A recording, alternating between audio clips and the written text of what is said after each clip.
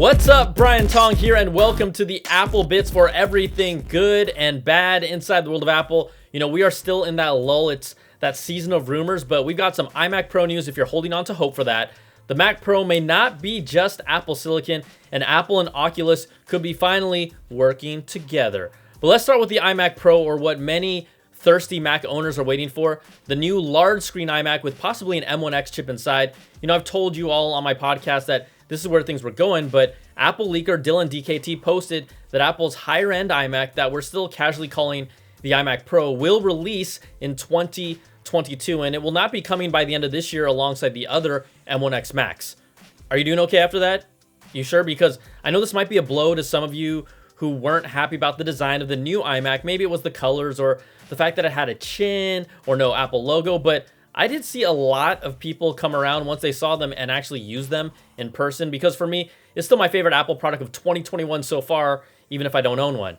Now, an earlier report from Bloomberg's Mark Gurman said that Apple was working on both models initially and then paused the work on the larger iMac to focus on the 24-inch one to make sure it was released. And that was absolutely the right move instead of just delaying them both. We've heard the new iMac will potentially feature a larger 30 to 32-inch display.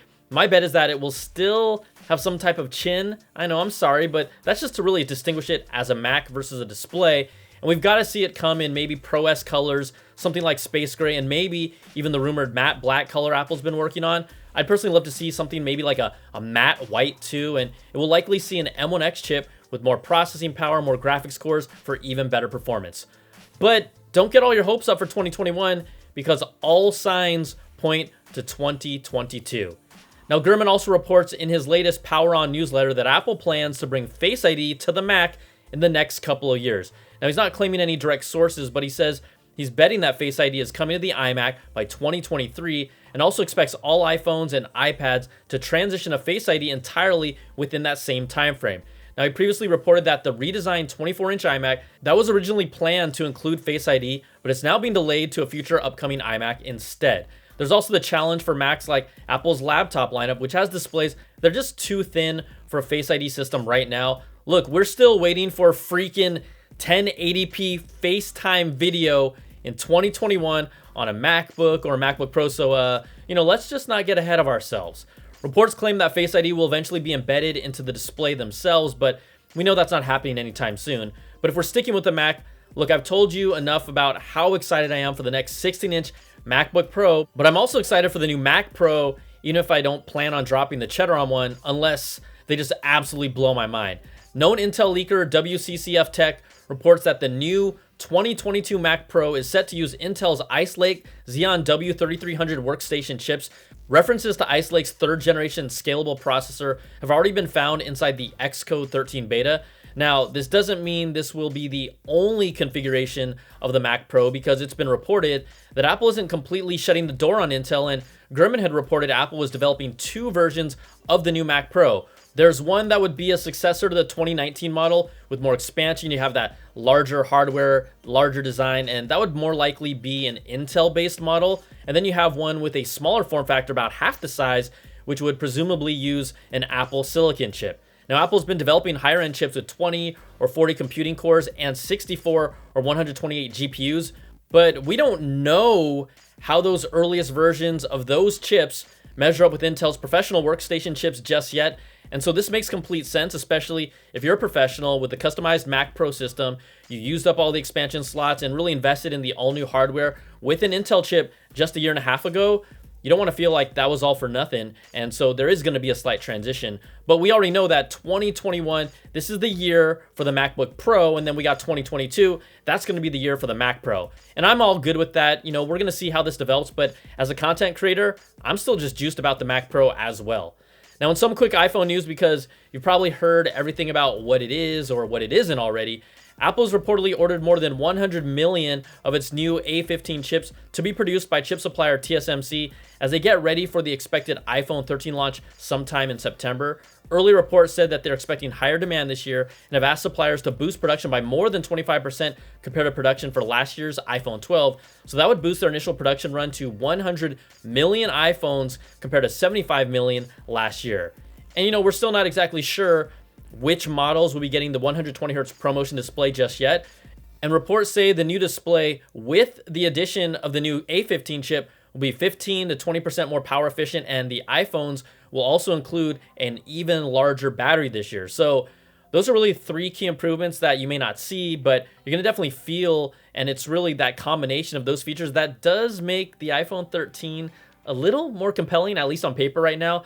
And also, just to quench your thirst for my iPhone thirsty viewers, you know who you are.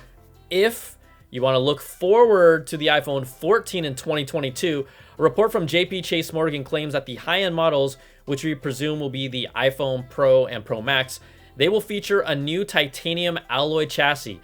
Foxconn will be the exclusive manufacturer of the titanium frames, and this would be a first for the iPhone. We know that some Apple Watch Series 6 models are made of titanium.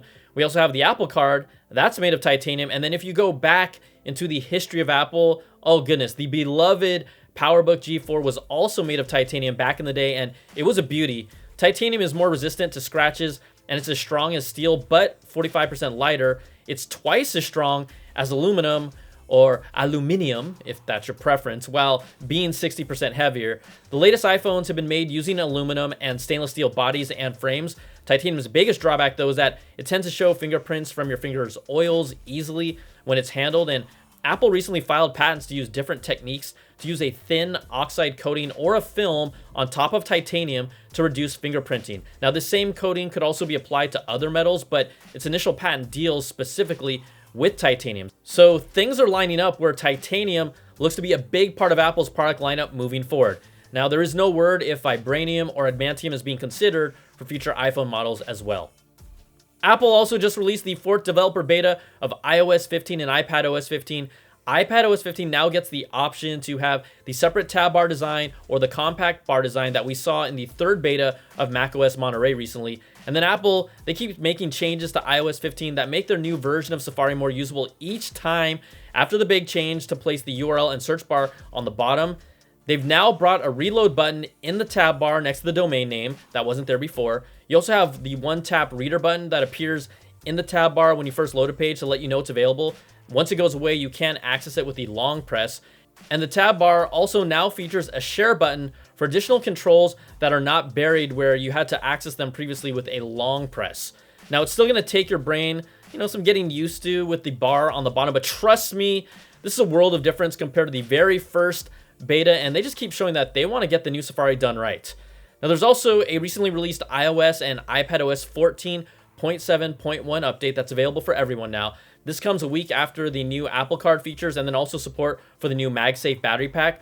There was a bug, though, where Touch ID phones were being prevented from unlocking with an Apple Watch. So this is for my iPhone SE friends and people on the iPhone 8 or earlier, like my mama, because there's still many of you out there. But it's now been fixed, so, just back to your normal routine. Plus, there's other security updates under the hood.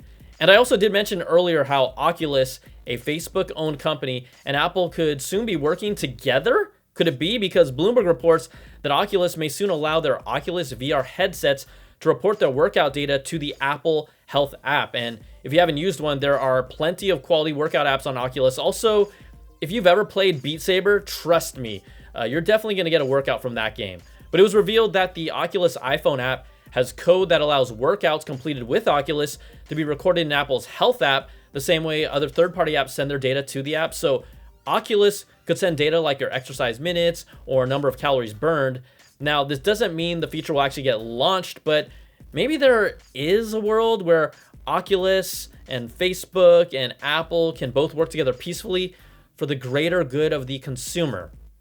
I mean, this might be the only place that they can do that, but at the same time, the idea of Facebook having even just a speck more of information than it already does on me is kind of icky. But, if you're one of those people that use the Facebook portal video cameras, you've already given your soul to them, so it's going to be okay for you. All right, how about something really good for the soul? Because Ted Lasso Season 2 is out on Apple TV+. The Ted Lasso welcome wagon has arrived. Ted! The show that many of you told me to get on board with when it first came out.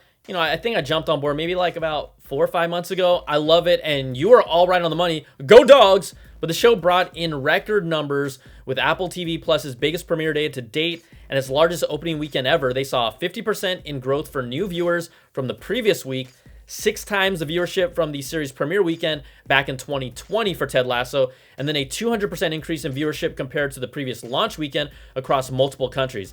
And, you know, that is nice to hear, but Apple still won't give us actual viewer numbers. I mean, this show is an absolute winner for Apple. It's really the flagship Apple TV Plus show right now, but they still need more, you know, for someone to consistently pay for a subscription, unless maybe you're part of the Apple One bundle. Okay, I get that, but I just know too many people who told me they're just gonna wait for the binge and they're gonna do a 1-month subscription when they can watch it all at one time.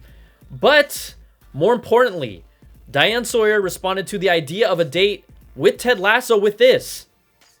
That is crazy, and you know, I really hope it works out for them. You know, Ted deserves a win instead of all those ties. All right, everybody, if you watch, you get that. All right, that's all I got for now. If you like what you see, give me that thumbs up, subs up, and hit that notification bell, ding, to get all my videos when they drop. Plus, if you want more Apple goodness, you can check out my weekly Apple Bits XL audio podcast to get all the latest deep dives with these stories and new ones every week with special guests. Thank you so much for watching, everybody. I'll see you next time. Take care and be safe. Peace.